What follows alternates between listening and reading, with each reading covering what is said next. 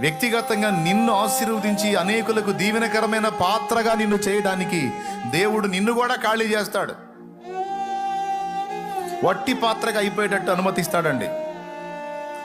నీ జ్ఞానం, నీ తెలివితేటలు, నీ పాండిత్యం, నీ పనితనం, టోటల్ అన్నీ ఏది ఉపయోగించినా బుస్సే.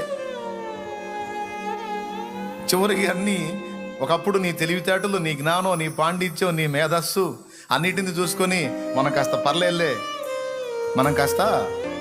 పర్లేదని కాళ్ళ ఎగరేసిన నీకు నీ తెలివితేటలు చూసి నీకే సిగ్గొచ్చేటట్టు చేస్తాడు. చివరికి అన్ని విషయాలు విరిగిపోయేటట్టుగా దేవుడు అనుమతిస్తాడు నీ లైఫ్లో. ఇది నిజం. ఎందుకంటే నువ్వు దేవుని బిడ్డవి.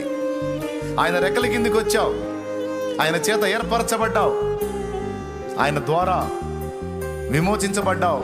నీ మీద బోల్డ్ అంత ప్లాన్ ఉంది, ప్రణాళిక ఉంది, బోల్డ్ అంత ఉద్దేశాలు ఉన్నాయి నీ విషయంలో.